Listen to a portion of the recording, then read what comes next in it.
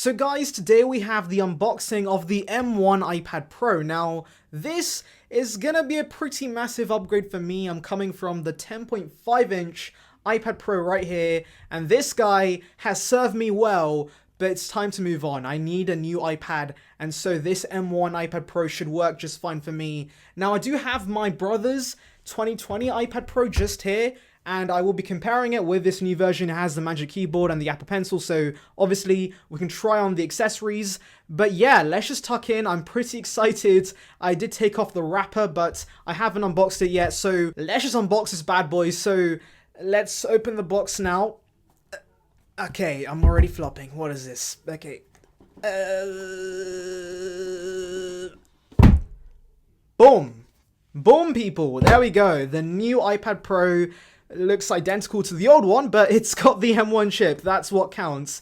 Now, that looks absolutely beautiful. I love the silver. It looks absolutely spectacular. But we'll put that to the side and delve into the contents of the package, and it's pretty simple. We have the documentation from Apple. We have the Apple stickers, I believe. Those are the most important thing. Yes, they are beautiful. Oh, they're like ginormous. Wow. I like those. Anyways, we also have the 20-watt charger, I believe. We have that, and we have the USB Type-C to USB Type-C charging cable. So yeah, that's pretty cool.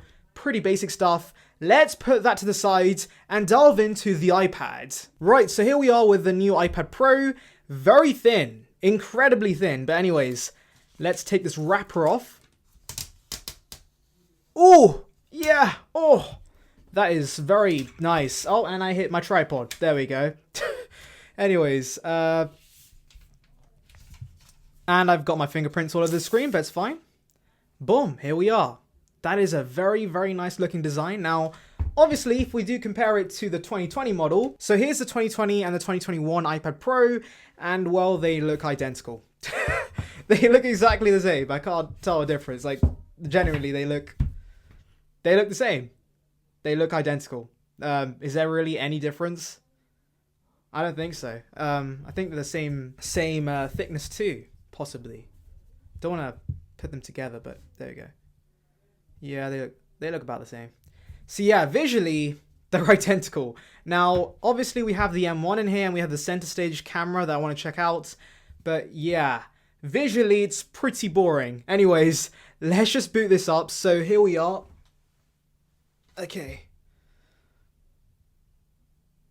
Boom, there we go. Also, this screen, very fingerprinty. Or is it just me? I don't know. But very, very, just, yeah, but I can't speak today. Anyways, hello. Hello. Wow. Okay, so swipe up to open. English, United Kingdom. Set up manually.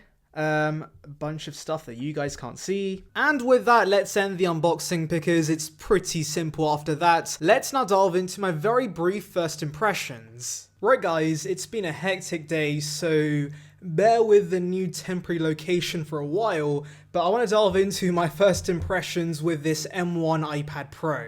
So I've been using the M1 iPad Pro for a few hours, and one thing is pretty clear. This has powerful hardware, but it's being crippled by the software and, well, the basic nature of iPadOS. Because I've been comparing the 11-inch iPad Pro against the 10.5-inch iPad Pro, and in day-to-day use, these iPads are very, very similar. And that's really because of A, Apple optimizes their software for older hardware incredibly well, but B, iPadOS does not take advantage of the M1's performance, and it's a real shame. I also have some other issues. So I like the design. The design looks absolutely amazing. I love the flat edges. They are gorgeous.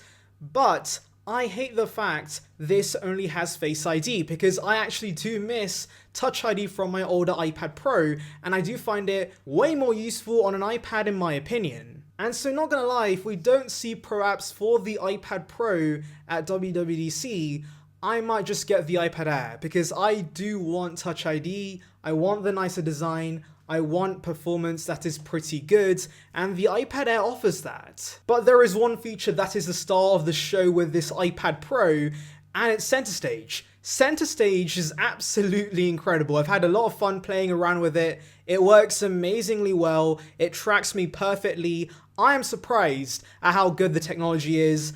Though do note, it's more of a gimmick for me because I rarely video call people in the first place.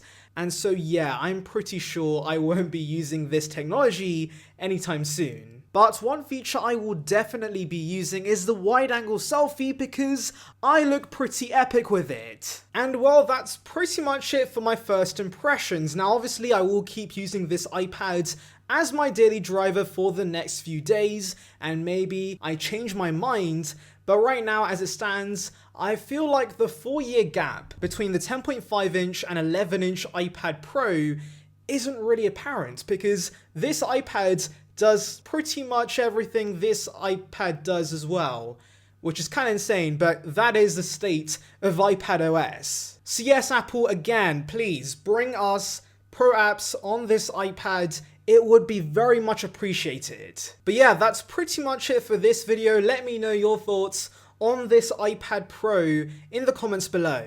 Anyways, thank you for watching. Make sure to like and subscribe for the latest Apple news and rumors. And with that being said, see ya peeps.